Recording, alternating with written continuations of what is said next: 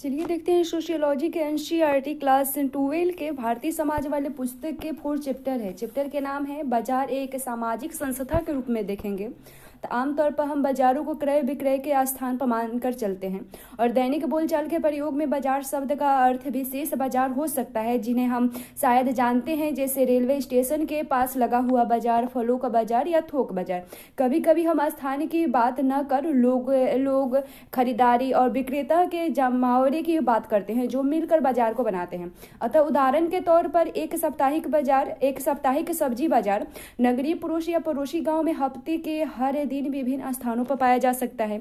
और एक अन्य अर्थ में बाजार एक क्षेत्र या व्यापार या कारोबार की श्रेणी के बारे में बात करता है, जैसे कारोबार का बाजार या फिर बने बनाए वस्तुओं का बाजार या इसी से जुड़ा हुआ एक अन्य अर्थ जिसे विशेष उत्पाद या सेवा की मांग का द्योतक है, जैसे कंप्यूटर विशेषज्ञों का बाजार होता है। और इन सभी अर्थों में एक आम बात होती है और वे ये है कि अर्थ एक विशेष बाजार की बात कर रहे हैं जिन्हें हम पूरी तरह तभी समझ सकते हैं जब हम उसके संदर्भ को ध्यान में रखकर देखें।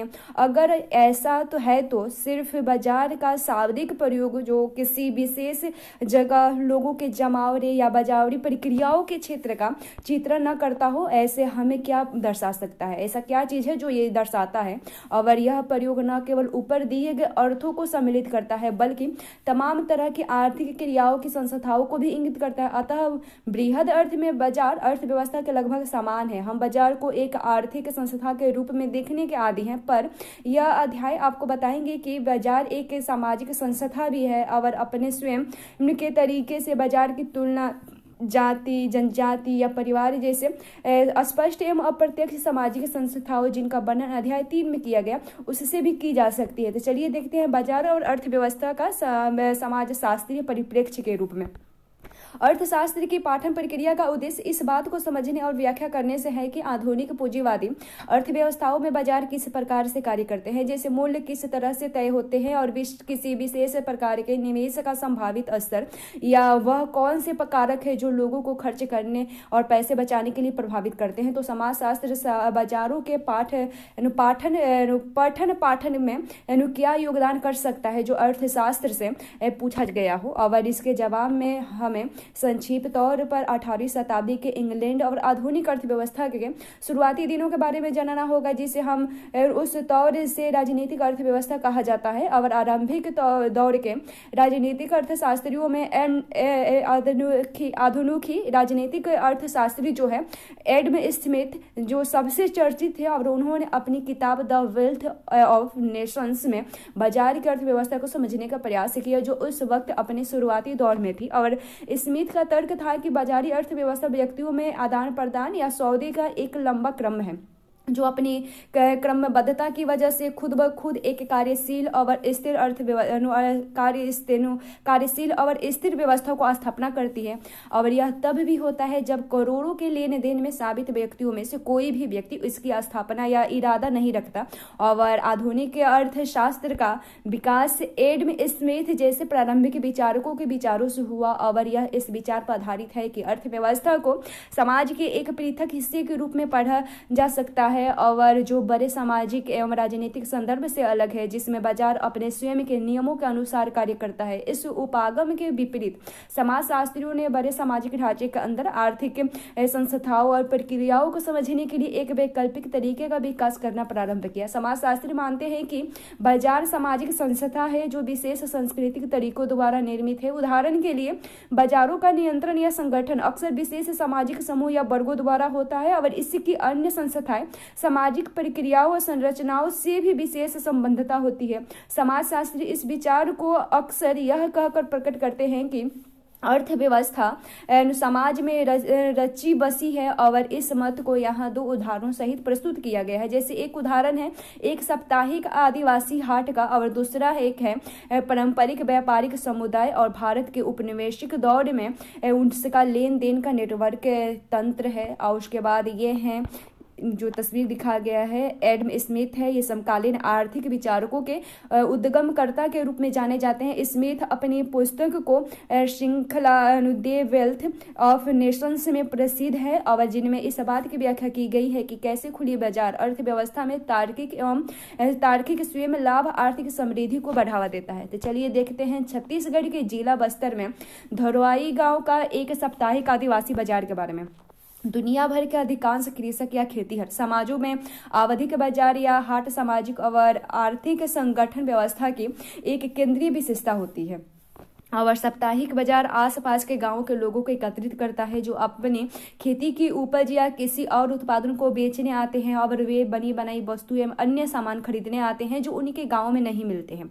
और इन बाजारों में स्थानीय क्षेत्र से बाहर के लोगों के साथ साथ साहूकार, उसके बाद मत्स्यखरे, ज्योतिषी एवं तमाम तरह के विशेषज्ञ अपनी सेवाएं एवं वस्तुओं के साथ आते हैं। और ग्रामीण भारत में एक कम तय अंतराल पर विशेष बाजार भी लगते हैं जिसका एक आवधिक उदाहरण है पशु बाजार। और यह अवधि बाजार विभिन्न स्थानीय और क्षेत्रीय अर्थव्यवस्थाओं को जोड़ते हैं एवं उन्हें बृहद राष्ट्रीय अर्थव्यवस्था और कस्बों एवं महानगर केंद्रों से भी जोड़ता है।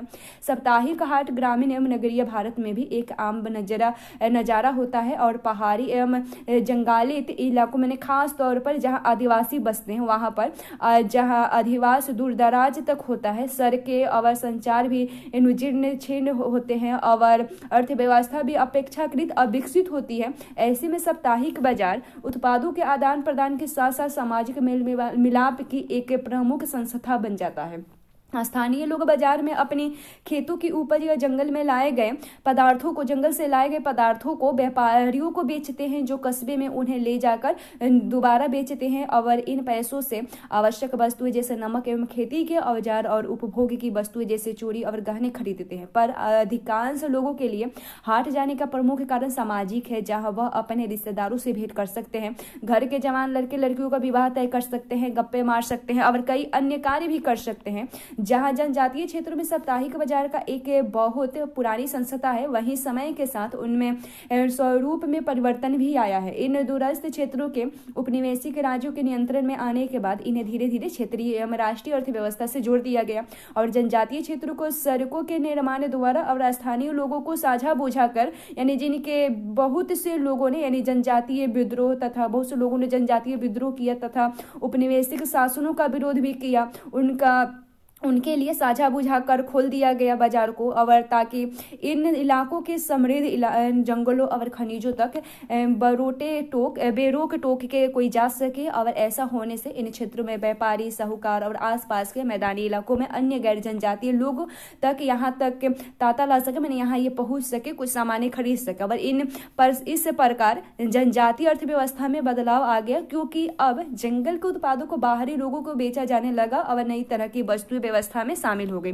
आदिवासियों को अब उन खदानों और बागानों में भी मजदूरी के तौर पर रखा जाने लगा और अंग्रेजी सरकार के दौर में भी स्थापित हुए थे ये व्यवस्था। और औपनिवेशिक दौर के दौरान जनजातीय श्रमिक के एक बाजार का विकास हुआ और इन तमाम बदलावों की वजह से स्थानीय जनजातीय अर्थव्यवस्थाएं बड़े बाजारों से जुड़ गई, पर इसका असर स्थानीय लोगों के सामान्य बेहद नकारात्मक था। और उसके उदाहरण के लिए बाहर से स्थानीय क्षेत्रों में साहूकारों और व्यापारियों के आवागमन ने आदिवासियों को दरिद्र कर दिया और उनसे अधिकांश ने अपनी जमीन बाहरी लोगों के हाथ खो दी क्योंकि उनका शोषण हो रहा था। और साप्ताहिक बाजार एक सामाजिक संस्था के रूप में जनजातीय स्थानीय अर्थव्यवस्था और बाहरी वातावरण के बीच की कड़ी और आदिवासियों एवं अन्य लोगों के बीच के आर्थिक शोषण का संबंध और इन सब का चित्रण बस्तर जिले के एक साप्ताहिक बाजार का अध्ययन के लिए किया गया। और इस जिले में गोंड आदिवासी रहते हैं। साप्ताहिक बाजार में आप स्थानीय लोग जिनमें जनजातीय और गैर जनजातीय इनके साथ साथ बाहरी लोग जिनमें मुख्यतः विभिन्न जातियों के हिंदू व्यापारी होते थे उनको पाए जाएंगे। और वह अधिकारी भी बाजार में इन आदिवासियों के साथ साथ व्यापार करने आते हैं जो वन विभाग के लिए काम करते हैं। और इस प्रकार इस बाजार में तमाम तरह के विशेष विक्रेता अपने उत्पादन और सेवा बेचने के लिए आते हैं। मुख्य चीजें उनका बाजार में विनियम होता है, वे बनी बनाई वस्तुएं जैसे गहने, पायले, बर्तन आदि, चाकू खरीदने आते हैं। गैर स्थानीय खाद्य पदार्थ जैसे नमक और हल्दी हो गया, और स्थानीय खाद्य सामग्री, खेती उत्पादन और बनी बनाई वस्तुएं जैसे बांस की टोकरी हो गई, और जंगल के उत्पाद जैसे इमली एवं तिलहन हो गए वो खरीदने आते हैं और या कोई बेचने के लिए आता है। जंगल के उत्पाद जो आदिवासी लेकर आते हैं और वह व्यापारी खरीद कर कस्बों में ले जाते हैं। इन हाटों में खरीदार मुख्यतः आदिवासी ही होते हैं, पर विक्रेता मुख्यतः जाति प्रधान हिंदू होते हैं। और आदिवासी जंगली और खेती संबंधी उत्पादों और अपने श्रम बल को बेचकर जो पैसा कमाते हैं वे मुख्यतः इन हाटों में मिलने वाली सस्ती पायलों एवं गहनों और उपभोग की वस्तुएं जैसे बने बनाए कपड़े और खरीदारी के लिए वो पैसे अपने खर्च करते हैं। उसके बाद एक बस्तर में एक आदिवासी गांव का बाजार में कुछ देखें। धोराई एक आदिवासी बाजार वाले गाँव का नाम है जो कि छत्तीसगढ़ के उत्तरी बस्तर जिले में भी भीतरी इलाके में बसा हुआ है। जब बाजार नहीं लगता उन दिनों धोराई एक उगता हुआ पेड़ों के छप्परों से छना हुआ घरों के झुरमुट है जो पैर पसारे उन सड़कों से जा मिलता है जो बिना किसी माप के जंगल भर में फैली हुई है। धोराई का सामाजिक जीवन यहाँ की दो प्राचीन चाय की दुकानों तक ही सीमित है जिसके ग्राहक राज्य वन सेवा के निम्न श्रेणी के कर्मचारी ही हैं और जो दुर्भाग्यवश इस दूरवर्ती और निरर्थक इलाके में कर्मवश फंसे हुए हैं। धोराई का अस्तित्व गैर बाजारी दिनों के या शुक्रवार को छोड़कर शून्य के बाजार बराबर होते हैं, और पर बाजार वाले दिन वे किसी भी अन्य जगह से तब्दील हो जाते हैं। ट्रकों से रास्ता जमा हो जाता है और बनने के सरकारी कर्मचारी अपनी स्त्री की इन हुई पोशाकें में स्त्री की हुई यानी प्रेस की हुई पोशाकें में इधर उधर से चहलकदमी मचाते हैं और वन सेवा के महत्वपूर्ण अधिकारी अपनी ड्यूटी बजाकर वन विभाग के विश्राम गृहों के आंगनों से बाजार का बराबर नजर बनाए रखते हैं और वे आदिवासी श्रमिकों को उनके काम का भत्ता बांटते हैं। जब अफराद आराम घर में साभा लगाते हैं तो आदिवासियों की कतार चारों ओर से खिंचती चली आती है। वे जंगल के सामान, अपने खेतों की उपज या फिर अपने हाथों से बनाए हुए कुछ सामानें लेके आते हैं। इनके तरकारी बेचने वाले हिंदू एवं विशेषज्ञ शिल्पकार, कुम्हार, जुलाई और लोहार सम्मिलित होते हैं। ये ऐसा प्रतीत होता है कि जैसे कि समृद्धि के साथ साथ अस्त व्यस्तता है और बाजार के साथ साथ कोई धार्मिक उत्सव भी चल रहा है। लगता है कि ऐसे सारा संसार, इंसान, भगवान सब एक ही जगह पर आकर बाजार में एकत्रित हो गए हैं और बाजार लगभग एक चतुर्भुजीय जमीनी हिस्सा है, लगभग 100 एकड़ के वर्गमूल में बसा हुआ है और इसमें बीचों बीच एक भव्य बरगद का पेड़ है और बाजार की छोटी छोटी दुकानों की छत छप्पर भी बनी हुई है और यह दुकानें काफी आसपास है, बीच बीच में गलियारे से बने हुए हैं और इनमें से खरीदारी संभालते हुए किसी तरह कम स्थापित दुकानों से कम दामी सामानों को पेड़ से कुचलने से बचाने की कोशिश करते हैं जिनमें अस्थायी दुकानों के बीच की जगह का अपनी वस्तुएं प्रदर्शित करने के लिए हर संभव का उपयोग करते हैं। उसके बाद देखिए पूर्व उपनिवेशिक और उपनिवेशिक भारत में जाति आधारित बाजार एवं व्यापारिक तंत्र के बारे में। भारतीय आर्थिक इतिहास के कुछ पारंपरिक विवरण भारतीय अर्थव्यवस्था और समाज को एक अपरिवर्तनशील रूप में देखते हैं। यह माना जाता है कि आर्थिक रूपांतरण उपनिवेशवाद के साथ ही शुरू हुआ। ऐसा माना जाता था कि भारत प्राचीन ग्रामीण समुदाय का देश है जो अपेक्षाकृत स्वनिर्भर थे और उनकी अर्थव्यवस्था प्राथमिक तौर पर गैर बाजारी विनियम के आधार पर संगठित थी। उपनिवेशिकता के दौरान और भारत की आजादी के प्रारंभिक दौर में ऐसा माना गया कि व्यावसायिक रूप से पैसे की अर्थव्यवस्था के स्थानीय कृषक अर्थव्यवस्था में आने और विनियम के बृहद क्षेत्रों में उनके शामिल होने से ग्रामीण एवं नगरीय समाजों में जबरदस्त सामाजिक एवं आर्थिक परिवर्तन हुए हैं। यहाँ से कहना सही है कि उपनिवेशिकता ने बड़े आर्थिक रूपांतरित किए, जैसे अंग्रेजी सरकार की ये मांग की भूमि के लगान को नगद चुकाना करना है और वहीं हाल ही में हुए ऐतिहासिक सोच से यह पता चलता है कि भारतीय अर्थव्यवस्था का मौद्रिकरण, व्यापार में रुपये पैसे का प्रयोग होना उपनिवेशिकता के ठीक पहले से ही विद्यमान था। और यहाँ जहाँ बहुत से गाँवों और इलाकों में विभिन्न प्रकार के गैर बाजारी विनियम व्यवस्था जैसे जजमानी व्यवस्था तो मौजूद ही थी, पर उपनिवेशिकता से पहले भी गांव विनियम के बड़े तंत्र के हिस्से थे जिससे कृषि उत्पादन और तरह तरह की अन्य वस्तुओं का व्यापारिक प्रचलन था। और इसके बाद ऐसा लगने लगा कि पारंपरिक और आधुनिक यानी पूंजीवादी से पहले और पूंजीवाद के दौर में अर्थव्यवस्था के बीच अक्सर जो विभाजन किया जाता है वे इस सफाई से बटा हुआ नहीं है बल्कि एक दूसरे से घुला मिला हुआ है। और हाल ही के ऐतिहासिक शोधों ने यह भी उजागर किया है कि उपनिवेश के पहले भी भारत में विस्तृत और परिष्कृत व्यापारिक तंत्र विद्यमान थे। और यह तो हम सब जानते ही हैं कि पिछली कितनी ही शताब्दियों से भारत हथकरघा के कपड़ों का मुख्य निर्माता है, यानी सूती वस्त्रों और महंगे रेशमों दोनों का निर्यातक होने के साथ साथ उनके अन्य वस्तु जैसे मसाले और जिनकी वैश्विक बाजारों में मुख्यतः यूरोप में भारी मांग थी और इसका स्रोत भी था। और उसके बाद यह कतई आश्चर्य की बात नहीं है कि उपनिवेश के पहले के दिनों में भारत में उन्नत अवस्था के उत्पादन केंद्रों के साथ साथ देशज व्यापारियों का संगठन, समाज, व्यापारी और तंत्र और व्यापारिक तंत्र और बैंकिंग व्यवस्था भी शामिल थी, जिससे भारत आंतरिक स्तर पर और बाकी दुनिया से भी व्यापार करने में सक्षम था। इस पारंपरिक व्यापारिक समुदाय का जातियों की अपनी कर्ज और बैंक की व्यवस्थाएं, तो उदाहरण के लिए विनिमय और कर्ज का एक महत्वपूर्ण साधन हुंडी या विनिमय का बिल, जो कि एक कर्ज पत्र की तरह था। ये बिल थी और इसे व्यापारी लंबी दूरी के व्यापार में इस्तेमाल करते थे। चूंकि व्यापार प्राथमिकता में इन समुदायों की जातीय नातेदारी क्षेत्रों में ही होता था, इसलिए देश के किसी एक कोने में से एक व्यापारी द्वारा जारी हुई हुंडी दूसरे कोने में व्यापारी द्वारा स्वीकार किए जाते थे। उसके बाद तमिलनाडु में नाकरटारो में जाति आधारित व्यापार में थोड़ा देखें तो नाकरटारो में एक दूसरे से कर्ज लेना या पैसा जमा करना जाति आधारित सामाजिक संबंधों से जुड़ा हुआ था, जो कि व्यापार से भूभाग, आवासीय स्थान, वंशानुक्रम, विवाह और सामान्य संप्रदाय की सदस्यता पर आधारित थी। और आधुनिक पश्चिमी बैंकिंग व्यवस्था के विपरीत नाकरटारो में निकामी यानी प्रतिष्ठित निर्णय क्षमता और जमा पूंजी जैसे ही सिद्धांतों के अनुसार विनियम होता था, न कि सरकार नियंत्रण केंद्रीय बैंक के नियमों के अंतर्गत। और यही प्रतीक संपूर्ण जाति के प्रतिनिधि की तरह प्रत्येक एकल नाकरटर व्यक्ति के इस व्यवस्था में विश्वास से सुनिश्चित करते थे। और दूसरे शब्दों में नाकरटारों की बैंकिंग व्यवस्था की एक जाति आधारित बैंकिंग व्यवस्था थी। हर एक नाकरटार ने अपना जीवन विभिन्न तरह की सामूहिक संस्थाओं में शामिल होने और उसका प्रबंधन करने के अनुसार संगठित किया था। वह संस्था थी जो उनके समुदाय में पूंजी जमा करने और बांटने से जुड़ी हुई थी। उसके बाद बाजारों का सामाजिक संगठन, पारंपरिक व्यापारिक समुदाय के बारे में देखें।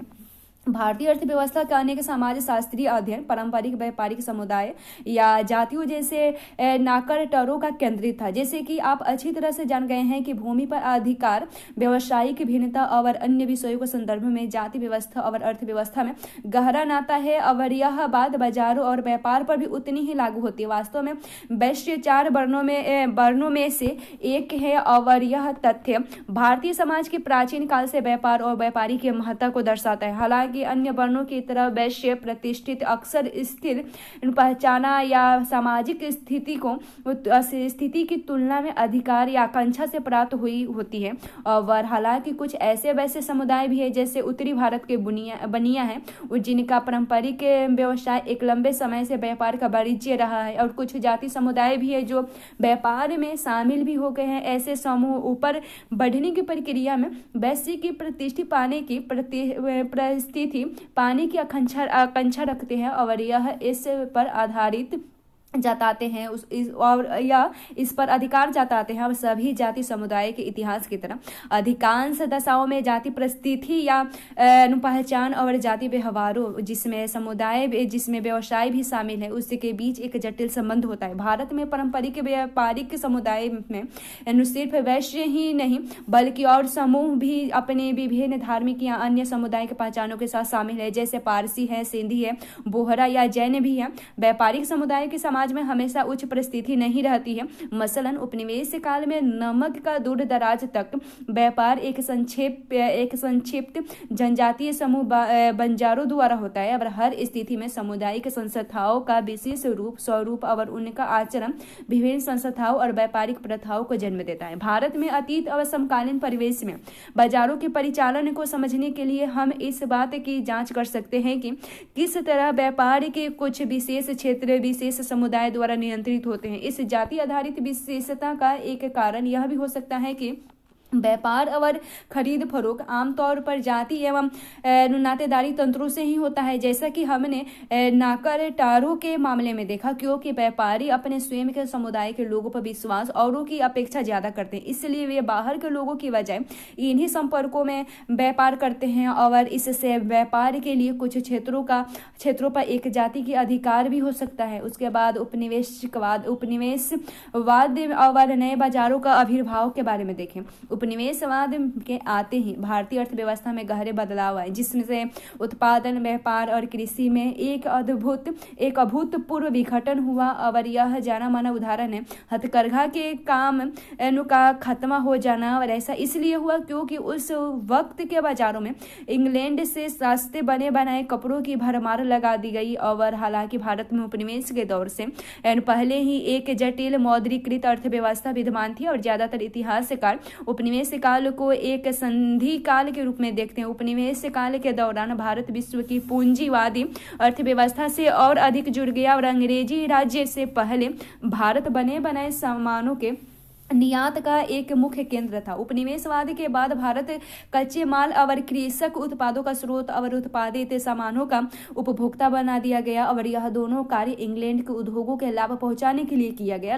लगभग उसी समय नए समूह यानी यूरोपियन व्यापार और व्यवसाय में आने लगे और वे या तो पहले से जमे हुए व्यापारिक समुदाय में मेलजोल कर अपना व्यापार शुरू करते थे या कभी उन समुदायों को उनका व्यापार छोड़ने पर मजबूर करते थे, परंतु पहले से विद्यमान आर्थिक संस्थाओं को पूरी तरह से नष्ट करने के बजाय भारत में बाजार अर्थव्यवस्था के विस्तार में कुछ व्यापारिक समुदायों को नए अवसर प्रदान किए गए, जिन्हें बदलती हुई आर्थिक परिस्थिति के अनुसार अपने आप को पुनर्गठित किया और अपनी स्थिति को सुधारा।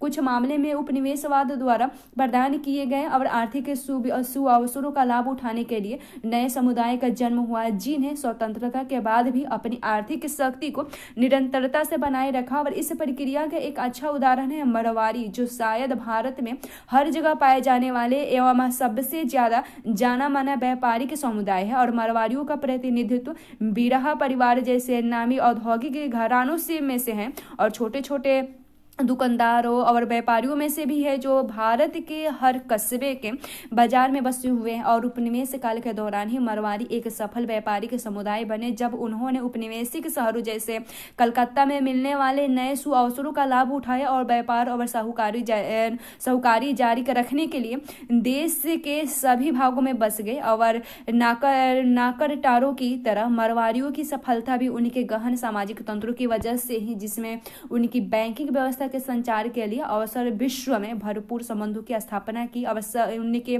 अनेक मरवाड़ी परिवार इतनी पूंजी जुटा पाए कि वे लोगों को ब्याज पर कर्ज देने लगे और बैंकों जैसे आर्थिक प्रवृत्ति की मदद से भारत में अंग्रेजी का वाणिज्यिक विस्तार के भी मदद मिली। और उपनिवेश के आखिरी दिनों में और स्वतंत्रता के बाद कुछ मरवाड़ी परिवारों ने अपने आप को आधुनिक उद्योग में रूपांतरित कर लिया और आज भी भारत में किसी अन्य समुदाय की तुलना में मरवाड़ियों की उद्योग में सबसे बड़ी हिस्सेदारी है। उपनिवेश के दौरान एक नए व्यापारिक समुदाय का उभर कर आना और इसका छोटे प्रवासी व्यापार से बड़े साहूकार और उद्योगपतियों में बदल जाने की यह कहानी आर्थिक प्रक्रियाओं से सामाजिक संदर्भ के महत्व को दर्शाती है।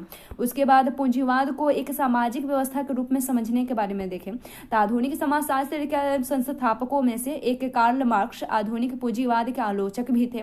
मार्क्स ने पूंजीवाद को पण्य उत्पादन या बाजार के लिए उत्पादन करने की व्यवस्था के रूप में समझा, जो कि श्रमिक की मजदूरी पर आधारित थी। जैसे कि आप पहले ही पढ़ चुके हैं कि मार्क्स ने लिखा था कि सभी आर्थिक व्यवस्थाएं सामाजिक व्यवस्थाएं भी है। हर उत्पादित विधि विशेष उत्पादन संबंधों से बनती है और अंततः वह एक विशिष्ट वर्ग संरचना के निर्माण करती है। मार्क्स ने इस बात पर जोर दिया कि अर्थव्यवस्था चीजों से नहीं बल्कि लोगों के बीच रिश्तों से बनती है जो उत्पादन की प्रक्रिया के द्वारा एक दूसरे से जुड़े होते हैं। पूंजीवाद उत्पादन विधि के अंतर्गत मजदूरी या श्रम के भी एक बिकाऊ सामान बन जाता है, जो कि मजदूरों को अपनी श्रम शक्ति को बाजार से बेचकर ही अपनी मजदूरी कमानी होती है। और इस तरह दो आधारभूत वर्गों का गठन होता है। पूंजीवाद जो उत्पादन के साधनों यानी जैसे कारखानों के मालिक हैं और श्रमिक जो अपना श्रम पूंजीपतियों को बेचते हैं। पूंजीपति वर्ग को इस व्यवस्था में मुनाफा हुआ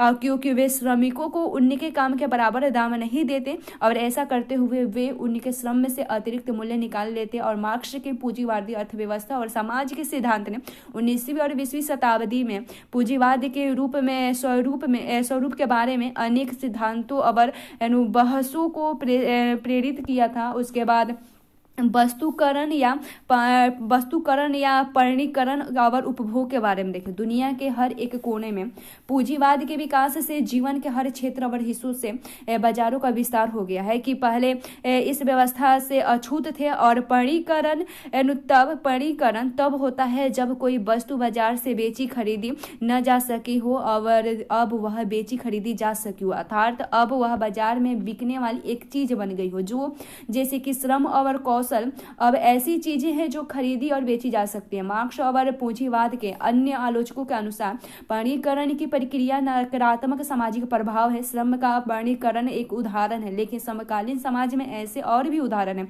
मसलन आजकल एक विवादास्पद वाक्य है, गरीब लोगों द्वारा अपनी किडनी को अमीर लोगों को बेचना, जिन्हें किडनी के प्रतिस्थापन की आवश्यकता है। और बहुत से लोगों का मानना है कि मानव अंगों का वर्गीकरण नहीं होना चाहिए। पहले के समय में इंसानों को गुलाम के तौर पर बेचा और खरीदा जाता था, पर आज के दौर में लोगों को वस्तुओं की तरह समझना और अनैतिकता माना जाता है। पर आधुनिक समाज में लगभग हर कोई मानता है कि इंसान का श्रम खरीदा जा सकता है या पैसों के बदले में अन्य सेवाएं या कौशल उपलब्ध कराया जा सकता है। मार्क्स के अनुसार यह वह स्थिति है जो सिर्फ पूंजीवादी समाजों में ही पाई जाती है। समकालीन भारत में हम देखते हैं कि कुछ चीजों एवं या प्रक्रियाओं जो पहले बाजार का हिस्सा नहीं था, अब वह बाजार में मिलने वाली वस्तुएं हो गई है। जैसे पारंपरिक रूप से पहले विवाह परिवार के लोगों द्वारा तय किए जाते हैं, अब व्यवसायिक विवाह ब्योरों की भरमार है। अब जो व्यवसायी या किसी अन्य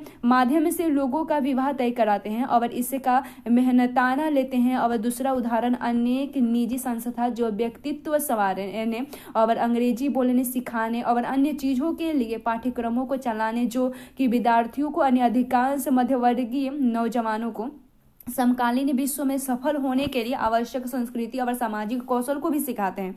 पुराने समय में सामाजिक कौशल और शिष्टाचार जैसे अच्छा आचरण प्रमुख रूप से परिवार में ही सिखाया जाता था। और हम इस बारे में ऐसे भी सोच सकते हैं कि आजकल जो निजी संस्थाएं में होड़ लगी है, नए विद्यालय महाविद्यालय और कोचिंग क्लासेस जो चलाने के लिए, वे भी इस बात को दर्शाती है कि किस तरह से शिक्षा का वर्गीकरण हो रहा है।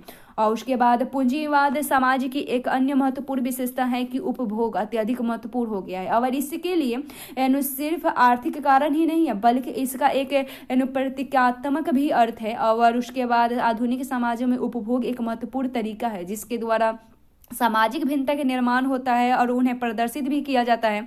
उपभोक्ता अपनी सामाजिक आर्थिक स्थिति या संस्कृति प्राथमिकता को कुछ विशेष वस्तुओं को खरीदकर या उनका प्रदर्शन या प्रदर्शित करता है। और कंपनियां उन बातों पर गौर करती है और वे अपने सामान परिस्थिति या संस्कृति के प्रतीकों का आधार पर बनाती एवं बेचती है। टेलीविजन पर आने वाले और सड़कों पर लगे इश्तेहारों के बारे में जिन्हें हम रोज देखते हैं, और उसके बाद उससे विज्ञापन में छपे अर्थों के बारे में सोचिए, और जिसे विज्ञापन दाता ने अपने उत्पादन के बिक्री के लिए विज्ञापन से जोड़ने की कोशिश की है। समाजशास्त्र के संस्थापकों में से एक मैक्स वेबर ने पहली बात इस बात को लोगों के सामने रखा कि लोग जो सामान खरीदते हैं एवं उपभोग करते हैं वह समाज में उनकी परिस्थिति से गहनता से जुड़ा हुआ है और उन्होंने इसको प्रतिष्ठा का प्रतीक माना है। उदाहरण के तौर पर भारत में आज मध्य वर्गीय परिवारों में अनेक अनेक के पास जो कार या मॉडल होते हैं या किसी कंपनी के सेल फोन इस्तेमाल करते हैं और वे उनकी सामाजिक आर्थिक परिस्थिति का अनुमान लगाने के प्रमुख साधन हैं।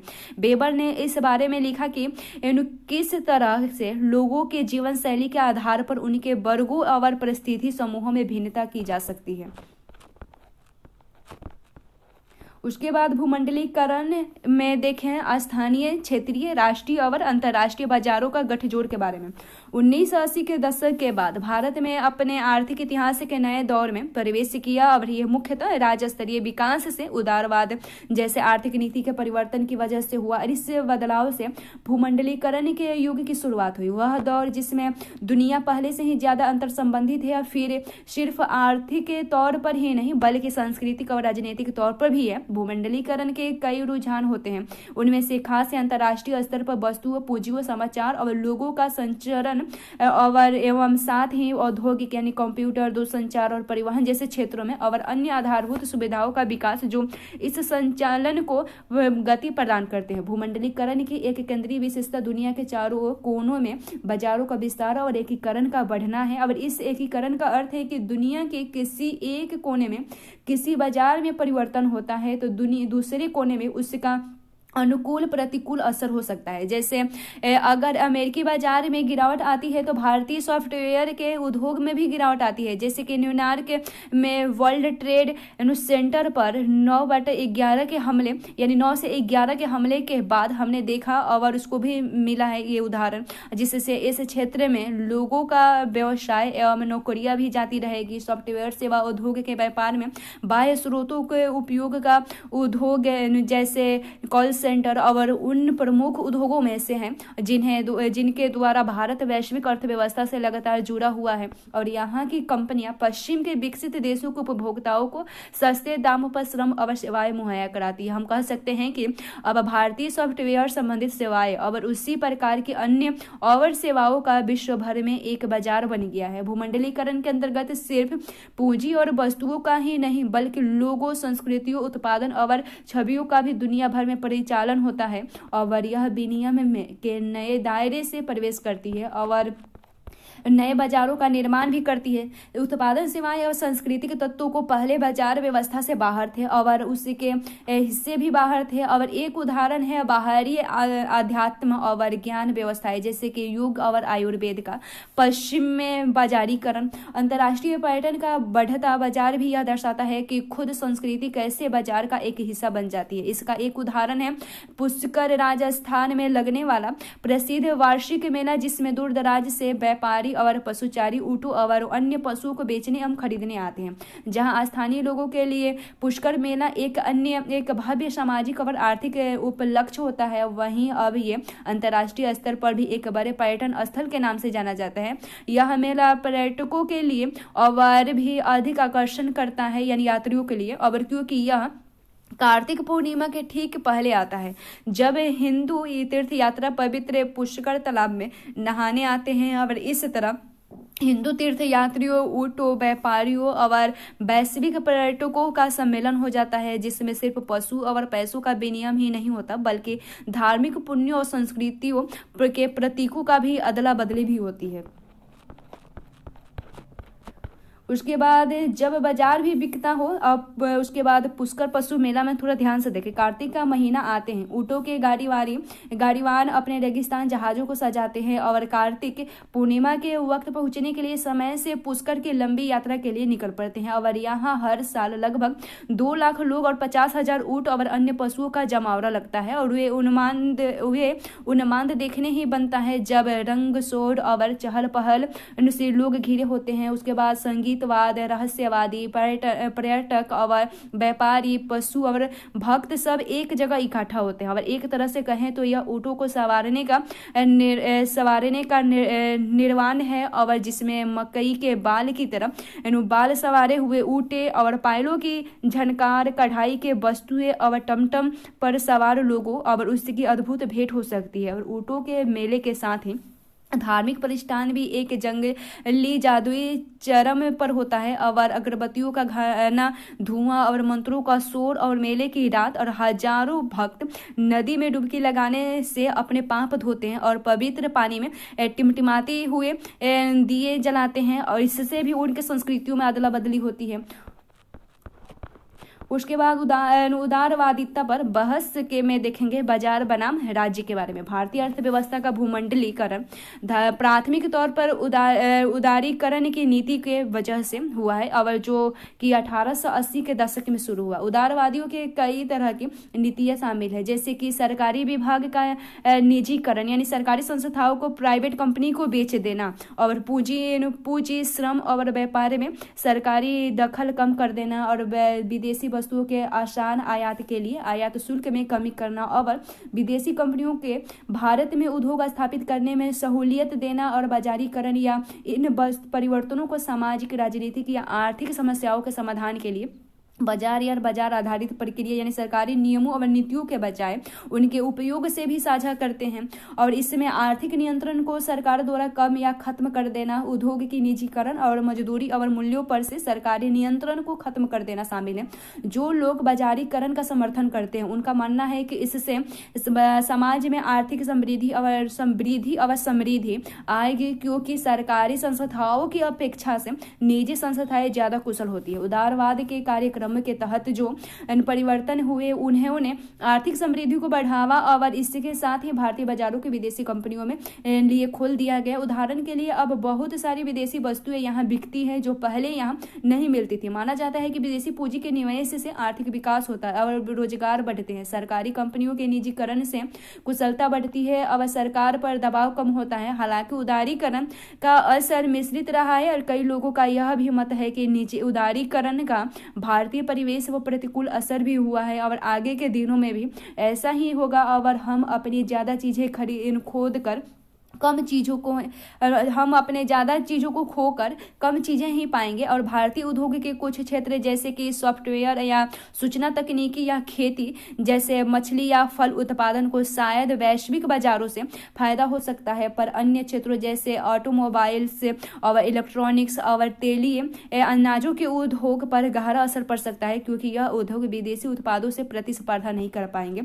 उदाहरण के तौर पर भारतीय किसान अब अन्य देशों के किसानों के उत्पादन से प्रतिस्पर्धा कर रहे हैं, क्योंकि कृषि संबंधित उत्पादों का आयाम अब संभव है और पहले भारतीय कृषि सहायता मूल्य और सब्सिडी द्वारा विश्व बाजार से सुरक्षित थी और यह समर्थन मूल्य किसानों की न्यूनतम आमदनी को सुनिश्चित करता है, क्योंकि यह वह मूल्य थे जिस पर सरकार कृषक उत्पादों को खरीदने को तैयार रहती थी। ये सब्सिडी से किसानों द्वारा इस्तेमाल में लाए जाने वाली चीजें जैसे खाद, उर्वरक, डीजल तेल का भी सरकार दाम घटा देती थी और उदारवाद बाजार में इस तरह की सरकारी मदद के खिलाफ है। अतः सब्सिडी और समर्थन मूल्य को हटा दिया गया है और इसका मतलब ये हुआ कि बहुत किसान अपनी रोजी रोटी कमाने में भी असफल रह गए हैं और इसी प्रकार छोटे उत्पादकों को विश्व स्तर के उत्पादों के सामने के साथ प्रतिस्पर्धा करनी पड़ रही है। और ये अपवाद नहीं है कि उनमें से कुछ का बिल्कुल सफाया हो गया है। निजीवाद में